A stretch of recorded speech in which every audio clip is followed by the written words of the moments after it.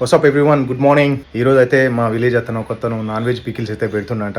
నాకైతే నిన్ననే తెలిసింది ఆ విషయం. పోయి చూద్దాం ఎట్లుందో. నచ్చితే కనుక మనం కూడా ఒక నాన్ వెజ్ పికిల్ అయితే కొనుక్కొచ్చుకుందాం. చైతన్యపురిలోనే ఉంటాడు అంకుల్ అయితే.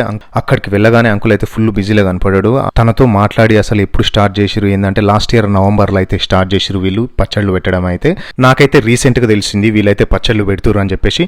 వీళ్ళ దగ్గర అయితే చాలా అక్యురేట్గా కొలిచి అయితే ఇస్తారు మనకు ఎంత కావాలి అనేది.